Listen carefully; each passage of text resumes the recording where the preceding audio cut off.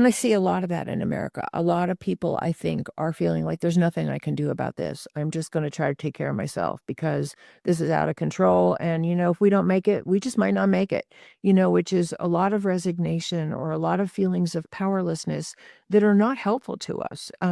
I think we don't do well as adults feeling powerless, with really big things in our lives. Um, so and this is the other part of the dedication of my book is what can we do? What do we need to learn about our own psychology that we could shift?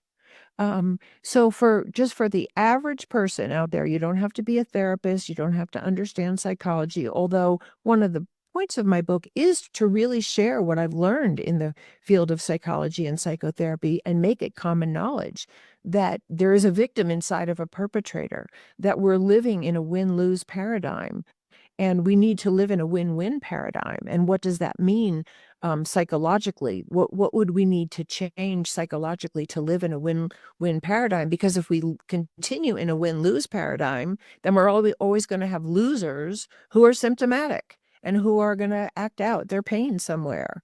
But for the average person, what I would say is a couple of things. One of them is, if you are suffering yourself, get help. You do not deserve to suffer. If any help is available, to the extent that you heal your own wounds, you won't be reenacting them for the most part on yourself and other people. And to the extent that we heal our own wounds, we become safer for the world around us.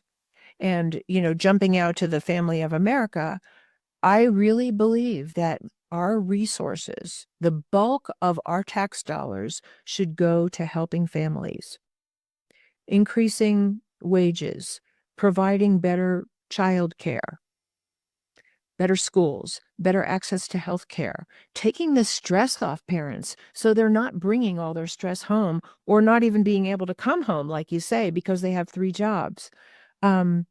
Because healthy families create healthy children, and healthy children become safe individuals when they grow up as adults. And that's really for me, that's the bottom line, is the family unit. But what an individual can do, we can all be just a little bit kinder. We can all be a little bit more patient with the people around us. If someone's giving you a hard time in a store or a restaurant or on the street or in a parking lot, you know, we don't have to just blow up. Um, we can just be there for another person. Are you having a hard time? What's going on? Or, because really many people, and I will say this from my practice, we don't know what another person is bringing to the table. There are masses of people out there with unhealed trauma who are doing their best to hold on. And sometimes they're not doing very well at holding on. So if they're yelling at you in a parking lot, but really what's happening is they were sexually abused for 10 years as a child, and they're just trying to hold all that pain down on a daily basis. What could a smile, an act of kindness do? Or, if you need to protect yourself because someone is aggressive toward you, protect yourself for sure. But know that there's a victim inside the perpetrator. Smile at people, just to say hello. Ask people how they're doing. We all need to feel like we belong somewhere. And there are many people in this world who actually don't believe that they belong anywhere because they never have. They didn't belong in their families. They didn't learn how to make friends. They don't know how to be socially appropriate. And they're angry and they're hurt